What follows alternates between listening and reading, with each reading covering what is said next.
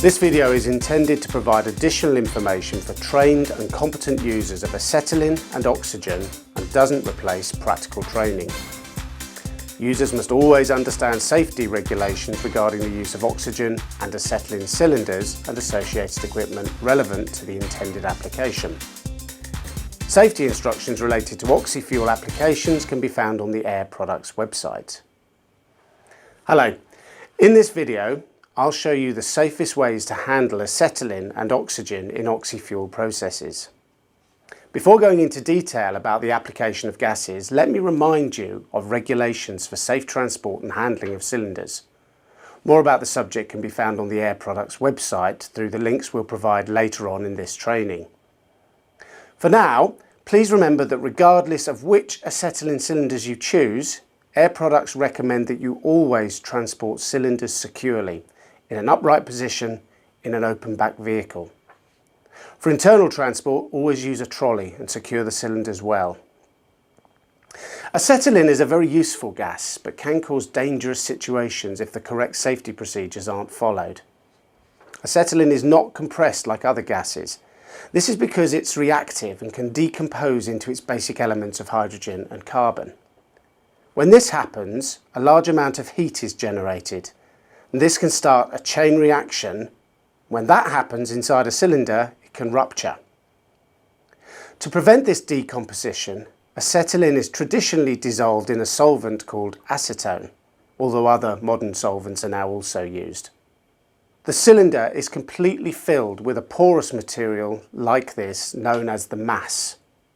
The porous mass and the solvent work together to prevent decomposition of acetylene inside the cylinder. If the cylinder were to be dented, it's possible for the internal mass to become damaged. For this reason, it's important to protect cylinders from heavy impacts. You should always ensure that the cylinder is safely secured in storage, in transport and when in use. You must always treat an acetylene cylinder with great care. The pressure in an acetylene cylinder is relatively low. This means that when the cylinder valve is opened, the gas flow is weaker than from an oxygen cylinder. When the withdrawal rate is too high, solvent can escape from the cylinder along with the acetylene gas. The solvent will burn and you'll see the flame quality deteriorate. It can also block the internal filters within the system, as well as damaging seals, diaphragms and hose linings, which can potentially further reduce the flow rate. It's important to ensure that you don't set the flows too high on acetylene tools to avoid pulling the solvent out with the gas. Typically, the maximum withdrawal rate is taken to be 1/7 of a full cylinder capacity per hour, as you can see in this table. Air Products supplies both oxygen and acetylene in our unique Integra cylinders, our safest cylinder yet, which includes an integrated regulator. A flashback arrestor is designed to prevent a flame front returning to the cylinder. So with Integra cylinders, you can be sure that this essential safety item is always used every time.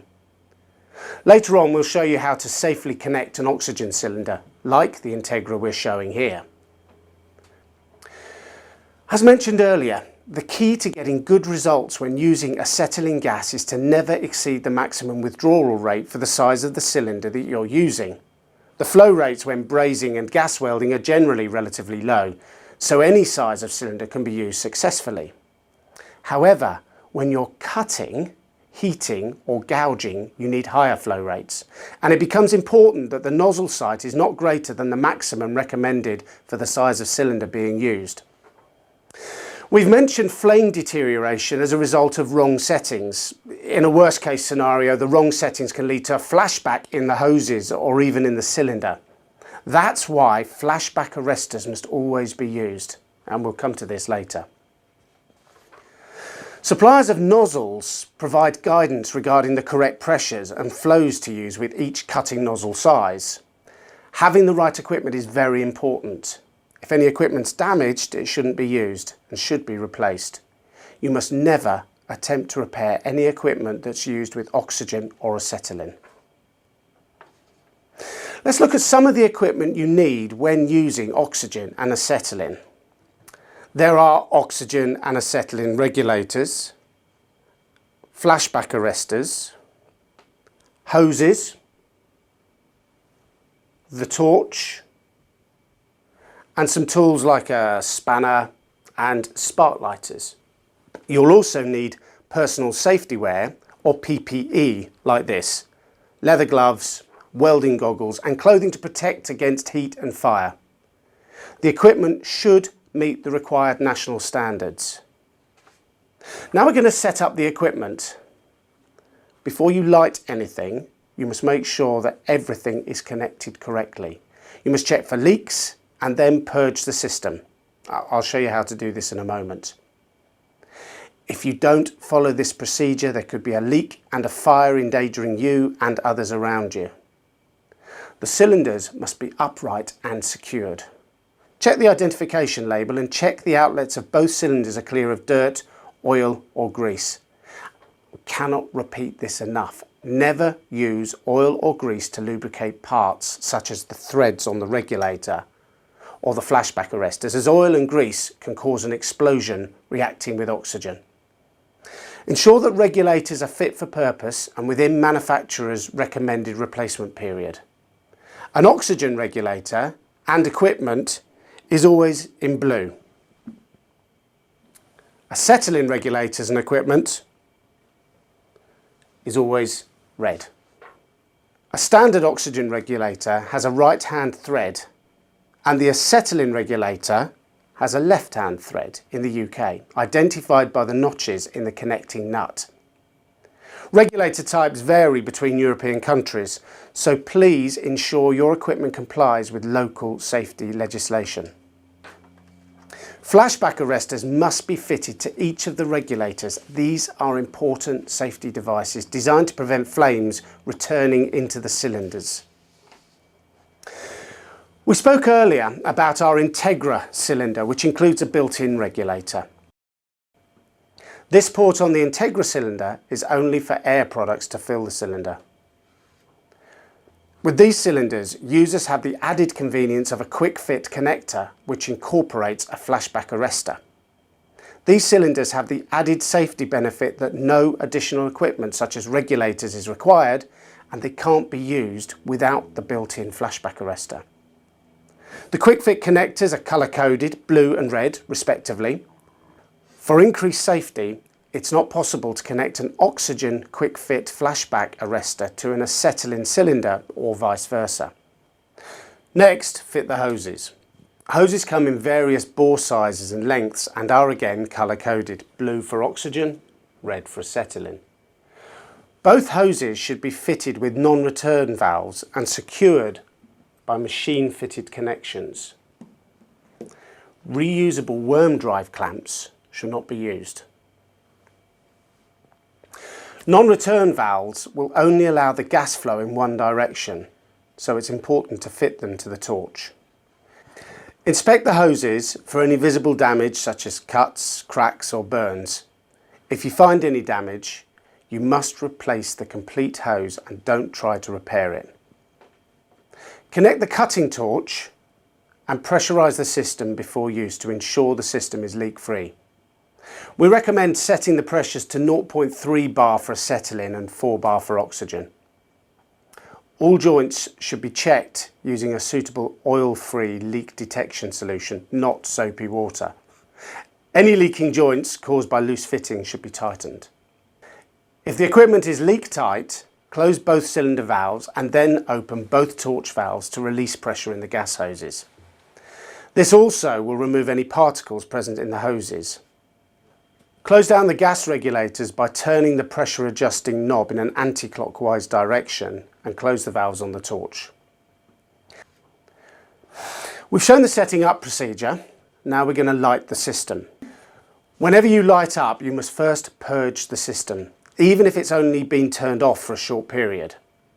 Purging is extremely important as it removes flammable gas mixtures from the hoses and equipment. This operation should only be carried out in a well-ventilated space. If this step is not carried out, there's a danger of flashbacks and backfires when lighting the torch. The lighting up procedure is described in detail on the Air Products website. The regulator pressure control knob should be closed. That's in the fully anti-clockwise position.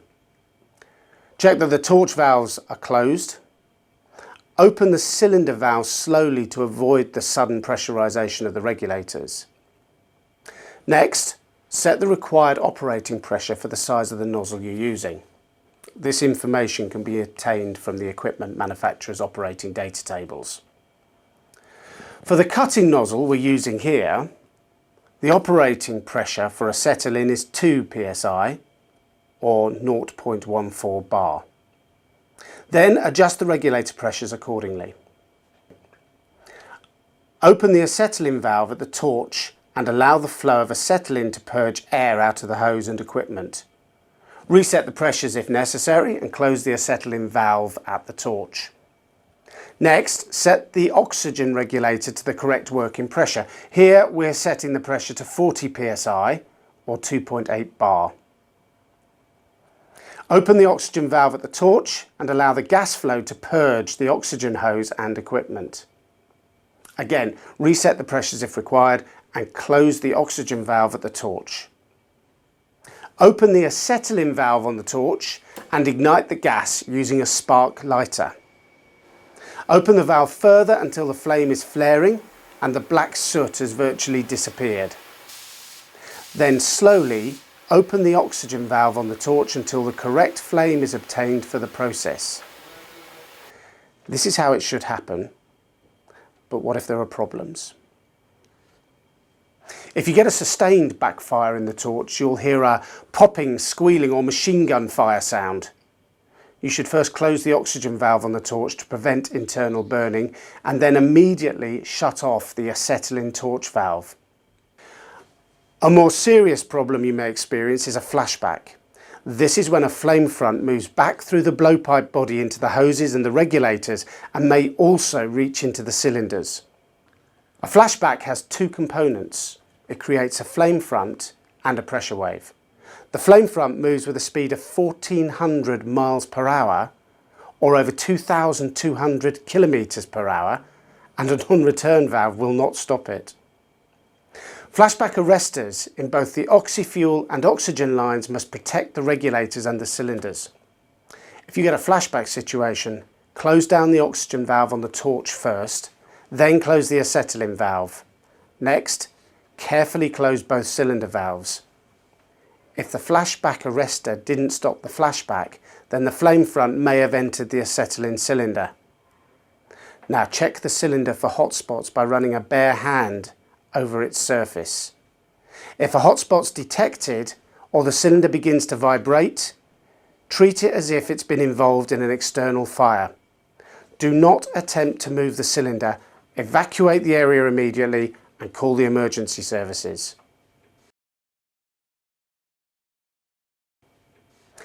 When you've finished working, close the acetylene valve on the torch and then close the oxygen valve on the torch. Next, close both the oxygen and acetylene cylinder valves. Then open both torch valves to vent the pressure in the equipment. Close the regulators by winding the pressure adjusting knobs anti-clockwise. Close the torch valves, then safely place the torch to one side. Don't ever hang a hot torch next to any cylinders. As is the lighting up procedure, the closing down procedure is described in detail on the Air Products website. Before we finish, one last important point on safety. Never use oxygen to blow down overalls or workbenches at the end of the job. Apart from the risks from 200 or 300 bar cylinder pressure, oxygen increases combustibility and will cause the most unlikely of substances to catch fire. Well, that's it. If you use it correctly, acetylene is a very effective and safe gas. If you follow the advice we've shown you, you can be confident that you're working to the best practices.